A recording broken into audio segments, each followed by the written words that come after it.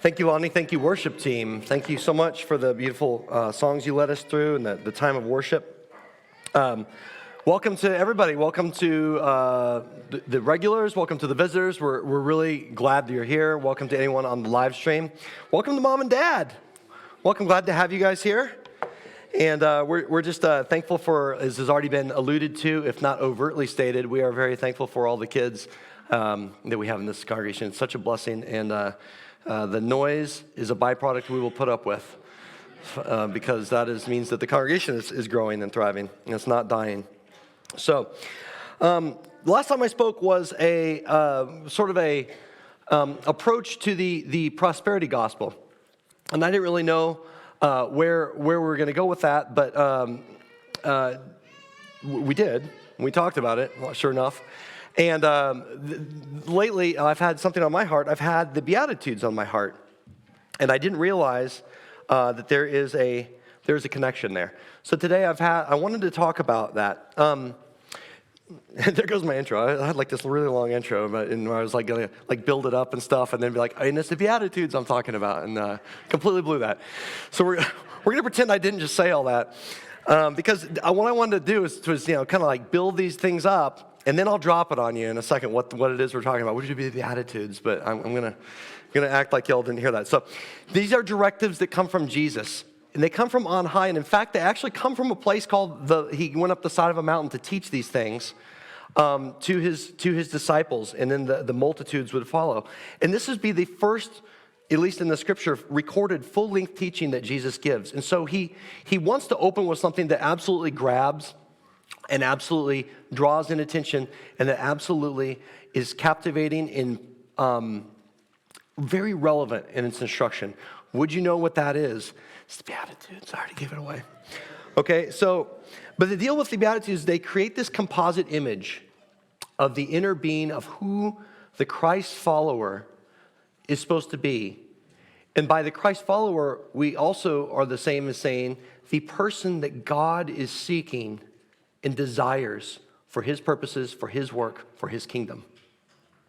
So let's be turning over to Matthew 5. Matthew 5, there's several accounts of this in the synoptics, but let's start off in Matthew 5. I'm going to be reading from the Legacy Standard Version today, so if you have New King James or some other, there may be slight differences here or there. But Matthew 5. Now, when Jesus saw the crowds, he went up on the mountain, and after he sat down, his disciples came to him, and he opened his mouth and began to teach them, saying, "Blessed are the poor in spirit, for theirs is the kingdom of heaven. Blessed are those who mourn, for they shall be comforted. Blessed are the lowly, for they shall inherit the earth. Blessed are those who hunger and thirst for righteousness, for they shall be satisfied. Blessed are the merciful, for they shall receive mercy. Blessed are the pure in heart, for they shall see God. Blessed are the peacemakers, for they shall be called sons of God. Blessed are those who have been persecuted for the sake of righteousness, for theirs is the kingdom of heaven. And blessed are you when people insult you and persecute you and falsely say all kinds of evil things against you because of me. Rejoice and be glad, for your reward in heaven is great. For in the same way they persecuted the prophets who were before you." Notice that he goes up on the side of a mountain. This is likely so he could be heard. Sure, it's like creates kind of a natural amphitheater without the benefit of electrification and amplification. But consider that this is not unlike where the directives were given from Sinai. In a sense, so God goes up to a mountain, meets with Moses, hands down the law. Jesus ascends a mountain. His disciples follow him, and he gives them not the law so much, but he begins his message expounding on all things, including the law later. But today we're focusing on the Beatitudes. And he begins this message of such relevance, and it's basically the revelation and codification of the sort of people that God is seeking. Note, though, that at this time, God is in an approachable form. He's in a form that people can follow up to the mountain. Whereas before they were told, stay away, stay down, I will send an emissary your way. Now the emissary is there with them on behalf of the Father to bring them the instruction, and they come up with him on the side of the mountain to receive this teaching. So I just thought that was an interesting little parallel there. But as we go through these Beatitudes, what are your thoughts about these when we read them? Blessed this, blessed that, blessed are those who say, so listen, what is, when you hear the word blessed, what did you think? You can say it out loud if you'd like. What was the word that, like, what does that invoke mentally, or what's the first word that you think of when you think of blessed? What's that? Privileged. Okay. Any peace? Okay. Any others? Happy. Yes. So I think for me, at least, I could say, obviously if you've been around the Bible for any length of time, you've heard these verses your whole life. I've heard these verses my whole life and sort of had a working familiarity with them.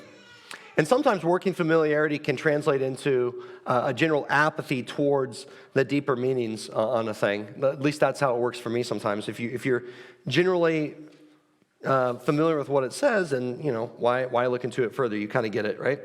But as with most things, there is a depth to this that merits looking into. And it's okay if you did think things like privilege or blessing. Happy is getting really close to it, Herb. And it's okay if you did, because in our present culture, we tend to think of blessings as physical things.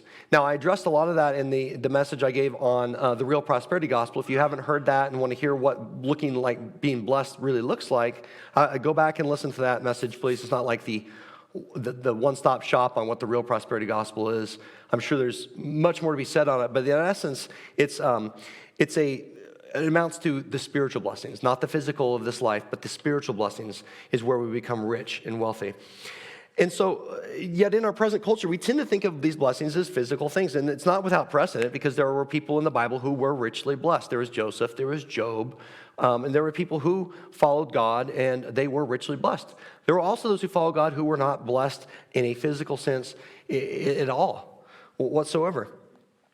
And really, the context here, I want to give some context to it, because in the English language, we have this tendency to infer a subject that is the recipient of every action when we use sentences. So, for instance, what if I said this? Like, if I said, important are the celebrities, right? Instead of blessed are the peacemakers. What if I said, important are the celebrities? Well, we infer that there is a group of people who merit great importance. And we recognize that there are people who, but the implication is that we recognize there are people who, read TMZ, are super excited about Gwyneth Paltrow's next sweater recommendation or whatever.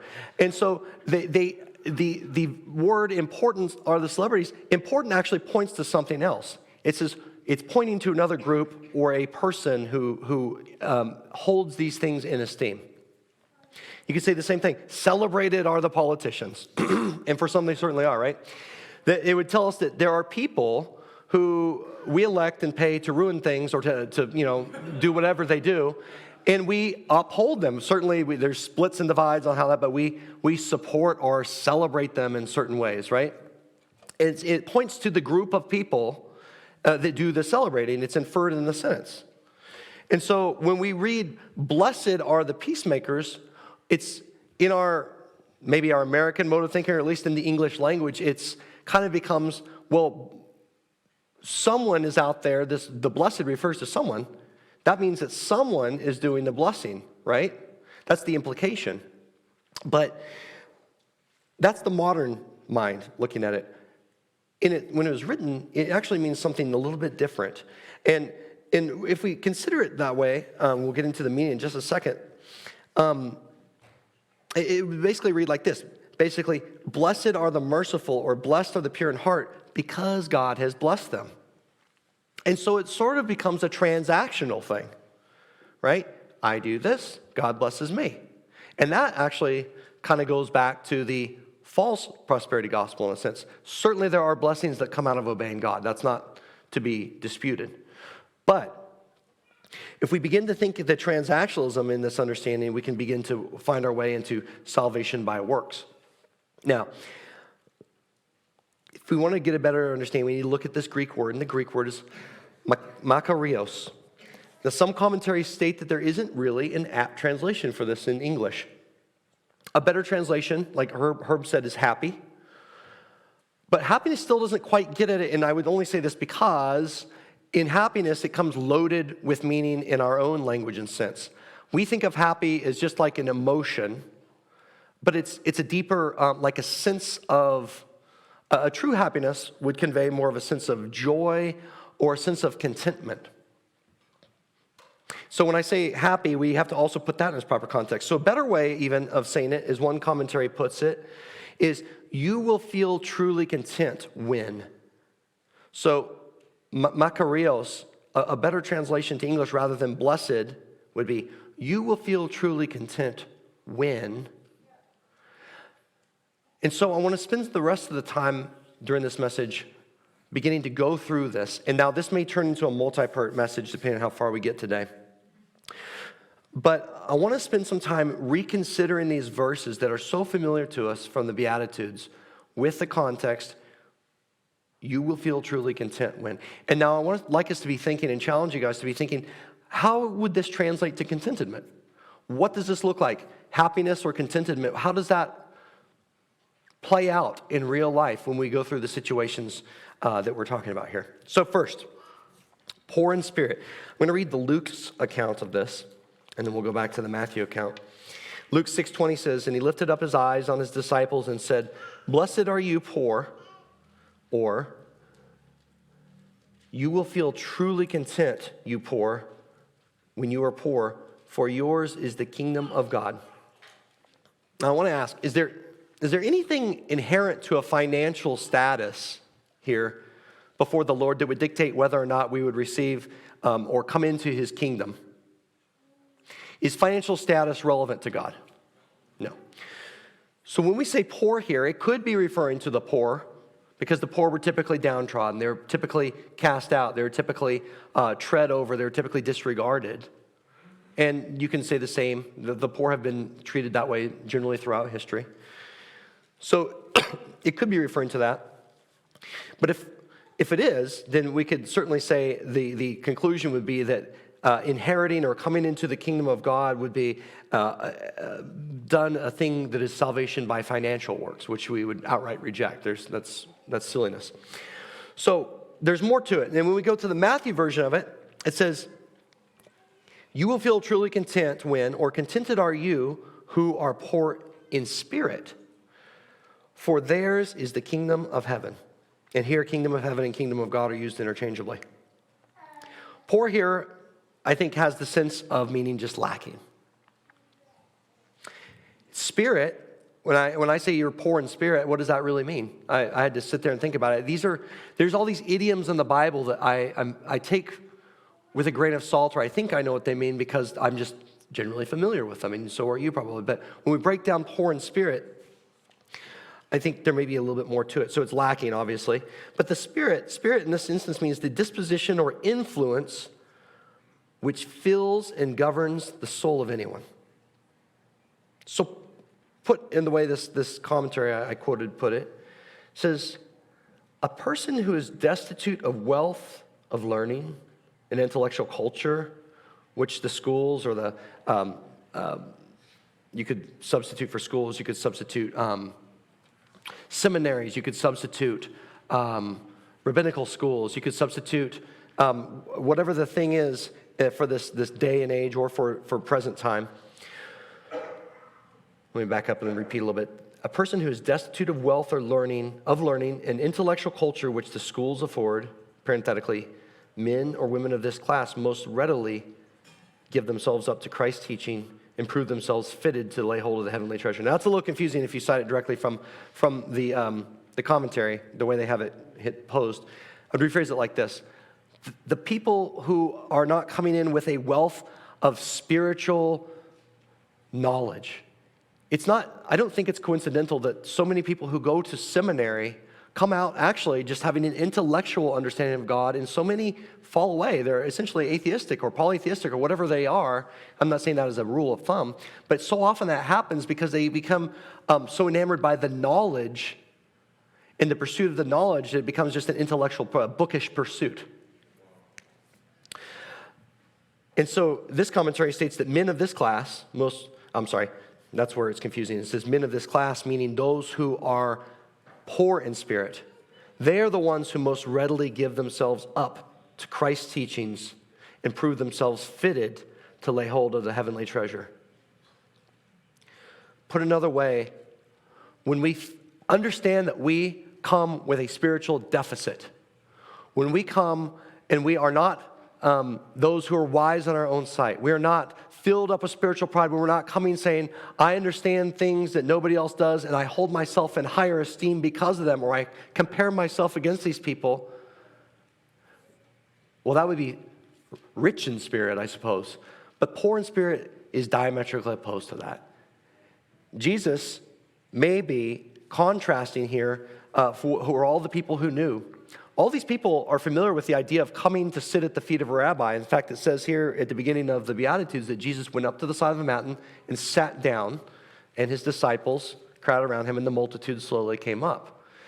This was the Jewish tradition that a rabbi would sit as he teaches, and his disciples would crowd around him, and he would teach. And so these are people who are familiar with the Jewish way of doing things, which means they're also very familiar and steeped in the life and the leadership of the Pharisees, of the Sadducees, those who uphold this idea of knowledge and of law keeping for the purposes essentially of salvation, the ones that Jesus is taking to such task. These instructions that we're going through, the Beatitudes, they very much fly in the face of that.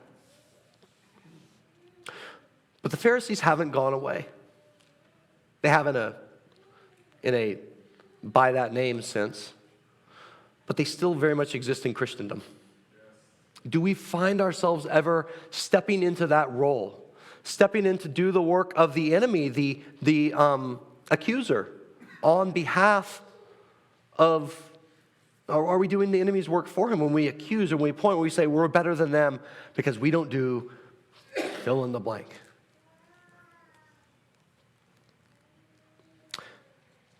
Or do we come poor in spirit, recognizing our own spiritual deficits? And this points back to the gospel. The gospel has very little effect on us. The sacrifice of Jesus has very little effect on us if we believe somehow that we are righteous of our own doing or our own law keeping or our own mode of behaviors. And so the poorer we are in our understanding of this, well, the more contented we will be. For theirs will be the kingdom of heaven.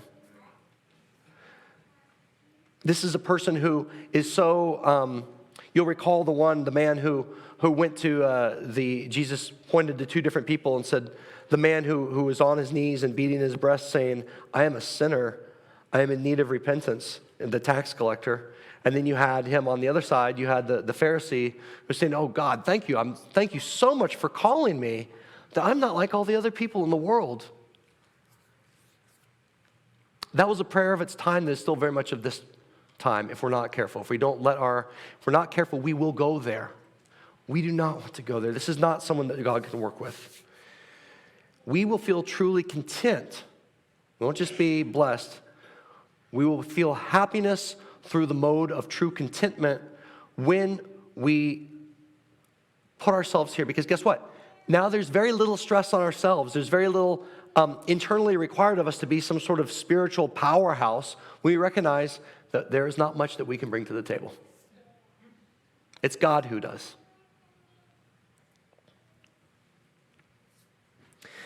The next is Matthew 5, verse 4.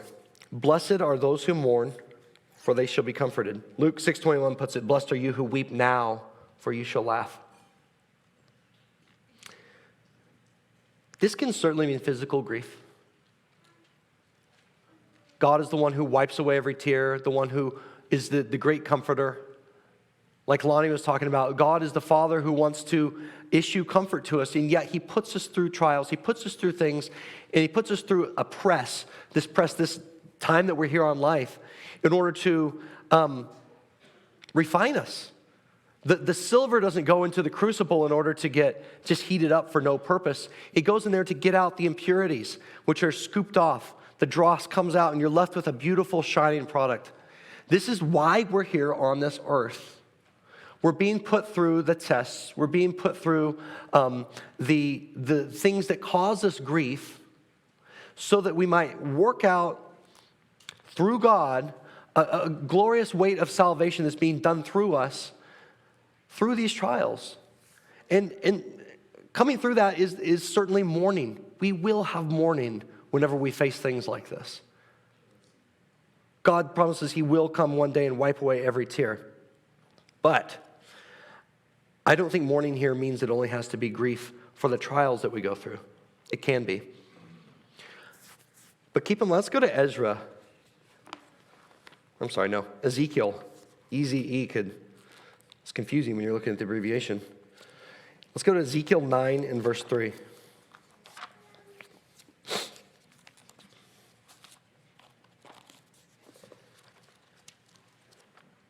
Ezekiel 9, verse 3. God is getting ready to issue forth a judgment and proclaim his wrath. And we'll just start in verse 3. The glory of God, the God of Israel, went up from the cherub on which it had been to the threshold of the house of Yahweh. And he called the man clothed in linen, at whose loins was the scribe's case. So just a little bit of context. God is vacating his temple. This is him moving out because his people have been so disobedient that he is leaving his house, whose presence where he had been living among his people at that time. And he called to the men clothed in linen, whose loins was the scribe's case, and Yahweh said to him, go through the midst of the city, even through the midst of Jerusalem, and put a mark on the foreheads of the men who sigh and groan over all the abominations which are being done in its midst. I think these are the people who we are referring to as mourning. Blessed are they who mourn. Blessed are you who weep now, for you shall laugh. These people mourn for seeing how godless their homes have become, how godless society has become, how we run God out of society, how we set up altars to Baphomet in state halls of Congress. This has just happened in Iowa. Also, we had someone who just tore it down. I don't know if anyone was following that. Praise God for that. Praise God for modern Gideons. Yes. But this is the people who sigh and who cry when they see the evil going on in the midst of the land. People who don't give intellectual assent to that, to come in and become who they become. We don't become so normalized to the things going on around us with the deviancy on all forms, but especially the sexual deviancy that's going on in all aspects all around us as we become surrounded by it. We don't become okay with that. We don't become numb to it. These are the people who mourn because of that. There's grief in their hearts.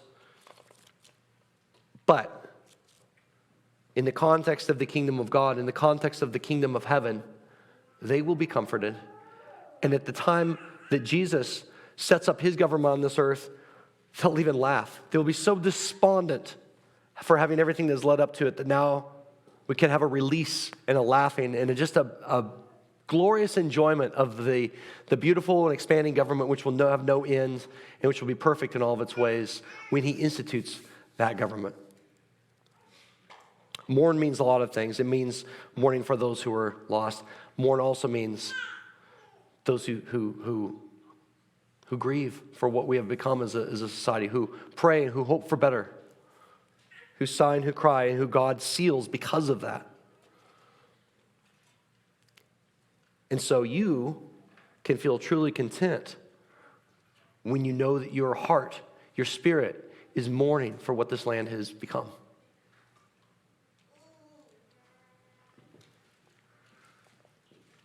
We even see this with the visions in Revelation. Revelation 6, 9. When he opened the fifth seal, I saw under the altar the souls of those who had been slain for the word of God and for the testimony which they held. And they cried out with a loud voice, saying, how long, O Lord, holy and true, until you judge and avenge our blood on those who dwell on the earth? This is a form of mourning. And then a white robe was given to each of them, and it was said to them they should rest a little while longer until both the number of their fellow servants and their brethren who would be killed as they were was completed.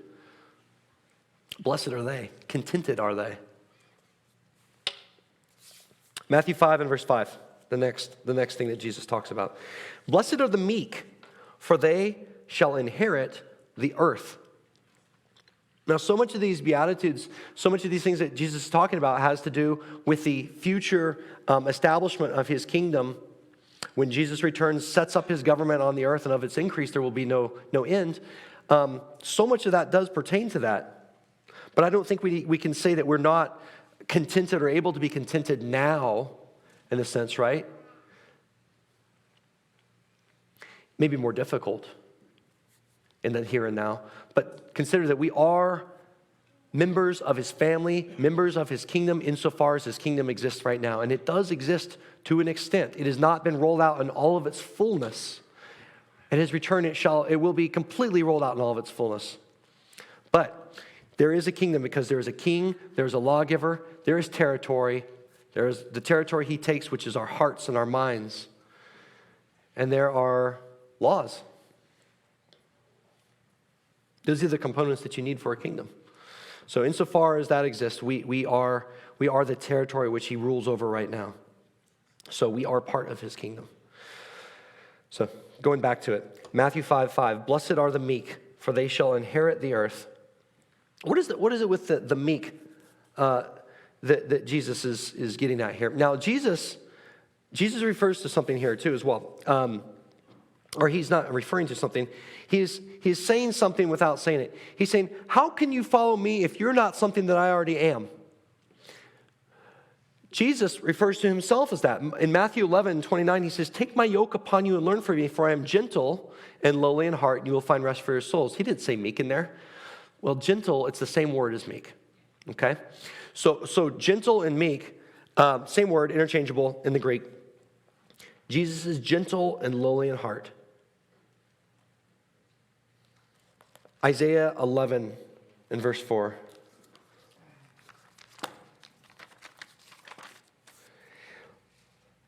Isaiah 11:4. But with righteousness he will judge the poor and decide with uprightness for the afflicted of the earth. And he will strike the earth with the rod of his mouth, and with the breath of his lips he will put the wicked to death.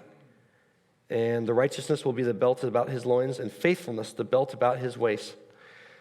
This is a really excellent verse. I don't know why I put it there. But there it is. Oh, it says meek of the earth. There it is. This translation says something different than I have here. So here you go. Isaiah 11:4, it says, and decide with the equity for the meek of the earth. He shall strike the earth with the rod of his mouth. Jesus is looking for the gentle and for the meek. And he's saying, you will be happy, you will be contented if you also are the gentle and the meek and the lowly in heart. You'll find that you will inherit the whole earth. Why? Why is it that this sort of human has that in store for them? To inherit the whole earth, to be gifted at the return of the Lord, the implementation of his government, to be gifted the earth. Why? It's because gentleness doesn't contend. And in God's kingdom, there will be none who contend, none who debate. There will be those who want to go with God's way of life, those who want to teach others to do this, or there will be those who, and there won't be any other. God does not want us to be striving and contending with him. He wants us to work with him, to submit ourselves to him to a better way. This was Jesus' whole ministry. He's done gentle and lowly in heart. This is where you begin to find rest for your souls. And so with meekness, with gentleness, we see a peace of mind that comes with that. There is a striving when we want to constantly be fighting against something. Now, that's not to say that we shouldn't take our stand against what is evil. We shouldn't take our stand against what is wrong.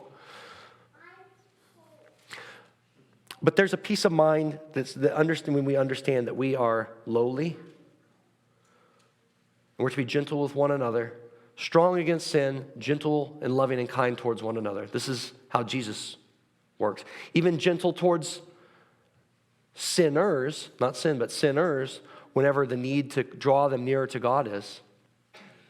I have a family member who recently reached out to us this week, and he has a bit of a conundrum where he works. He really likes his job, and he is and he is enjoying his time there and seeing promotions and stuff. But he just had a member of his team hired onto his team, a transgender Satanist. And he's dreading having to interface with this person. This is who we're meek towards and loving towards, lowly of heart towards. Not what he believes in or stands against. We certainly present him with the truth when the time comes. But perhaps as my family member interfaces with this person, as God enables him, he will be able to offer this person a glimpse of meekness. Because Satanism exalts self and lifts up. Transgenderism exalts self and lifts up. So there's no higher than me. I decide for myself. Meekness says, I'm lowly in heart. What does God want from me? And so, contented are you when you can share this God with someone else. And your reward will be inheritance of the earth.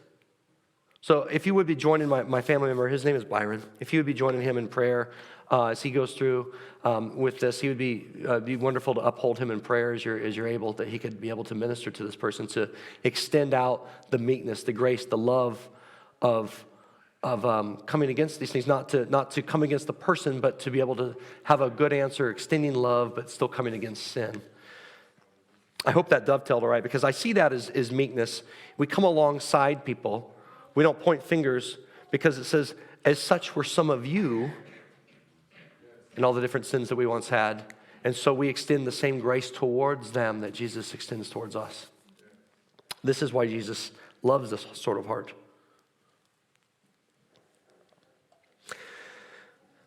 Luke 6:21.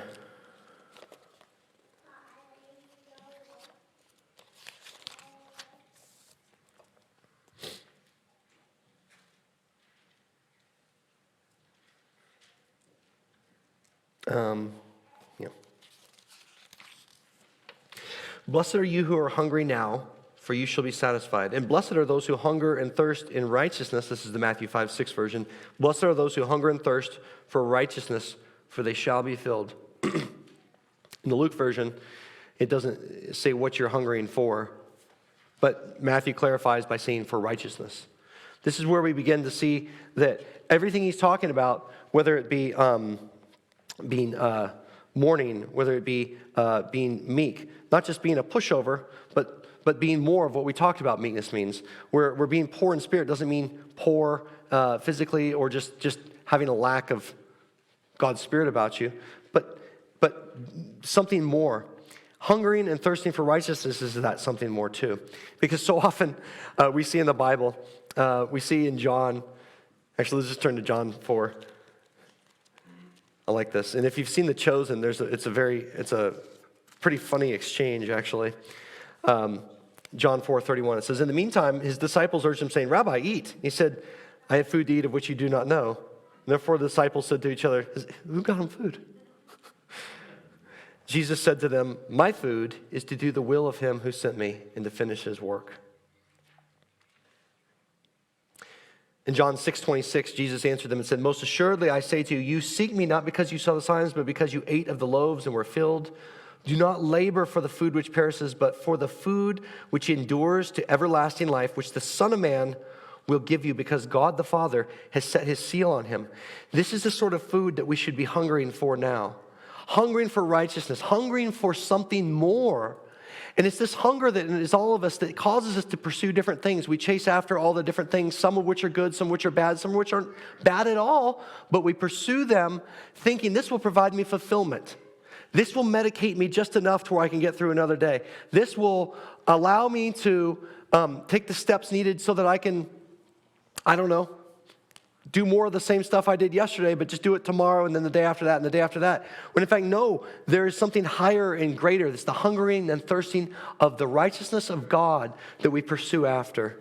That's the only thing. Blessed, why would it say blessed? Because you are contented, truly contented, when you hunger and thirst for righteousness. And will God leave you unempty? Will he leave you unempty? Will he leave you an orphan? No, it says you will be filled. And so I ask, how desperately do we seek after these things? How hungry are we? When we fast, do we literally go through an exercise on this. We go through the physical so that we can have the spiritual parallel along with it. But when we fast, do we take our mind off the physical in order to put it on there? When we get hungry, do we say, God, replace this hunger with the spiritual hunger, with an understanding that I need more of you to come and fill me now so that this physical hunger goes away and I can be filled spiritually? This is the food that Jesus did, and his food was to do the will of him who sent him and to finish his work. As we follow Jesus, this is to be our food and drink as well. This is to be the thing that sustains us. This is the thing that provides us our contentment. This is the thing that we should be thinking about as often as we think about food and drink. And I think about food and drink a lot. I don't know about you all.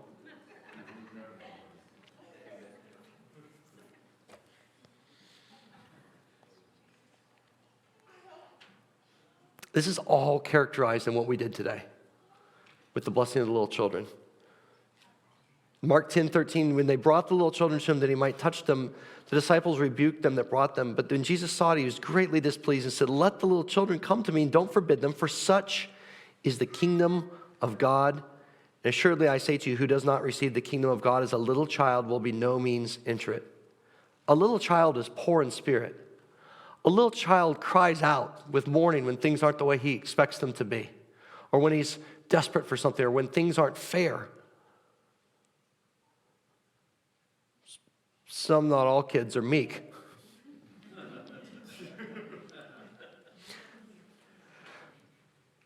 And kids, man, do they hunger and thirst all the time. We were on the way over here, and I was like working on my message still, and Liz is like, Willie, you're in charge of the snacks for the little kids in the back.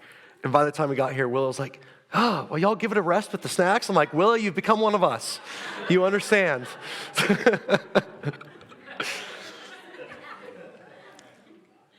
So yeah, little kids hunger and thirst a lot. Do we hunger and thirst for righteousness? Are we poor in spirit? It says that you can tell that a land is becoming cursed. One of the scriptures, I wish I had it in here, but it says when children rule over you, when children and women rule over you, you can tell that your land is actually undergoing judgment. Why do I bring that up? Because that is the opposite of the little child that God is referring to here. A little child is supposed to symbolize innocence, purity, all the things that God is looking for us to become like, to enter into his kingdom. And what has Satan done? He's been turning that on his head, warring against the family, warring against the children. So the children, we look at so many children now, and we're like, they're awful. And it's sad. It's so sad. It's not their fault. But that's another corruption that the enemy has done in order to corrupt the gospel, that we ought to become like little children. So see through the noise, understand what a little child is supposed to be like, and then become like that little child, because this is the little child that we want to become like. Okay, so we've gone through 4 of these. I don't think we don't have time to go through all of them today, but I want to ask us now, do we all intellectually agree with these things? Yes? Amen? I intellectually agree with these things. But we might say, well, what if my heart is not there? Because these are things that you can intellectually agree with, but that your heart may be saying, well, I don't know how to get myself there. And the thing is we can't force ourselves to get there. You can't white knuckle it. You can't say, I will become more tender of heart. I will become more, I will sigh and cry more for the sake of society and where we're going. That is something that comes in at the heart level. It's a conviction for each of these things, to be meek, to hunger and thirst for righteousness, to be poor in spirit, to be mournful in spirit. And so I want to spend a little time today. I want to ask everyone to take a few minutes with me. I'd like each of us, where we sit, to prayerfully, we're going to go to God and we're going to ask God, where is it I'm lacking in these 4 things? Poor in spirit, mourning, meek, hunger and thirsting for righteousness. Is there any of these things we talked about today where I am lacking? And if I am, would you transform my heart so that I would become these things that Jesus is looking for? This is the opening salvo of like the most important sermon that was ever preached. And so Jesus is laying out the groundwork for what he wants out of his people, who he wants us to be. And so we want to spend some time now asking him prayerfully, saying, what do you see in my heart? Because God and Jesus are the only ones who know our hearts. They're the only ones who can change our hearts. We can desire that our heart be changed. We cannot physically do it ourselves. So if we would now, let's spend some time praying to God, asking him to show us, asking him to change our hearts in that area. And I would challenge you also after this that we would also be doing this throughout the week. So let's just take a few minutes right now for that.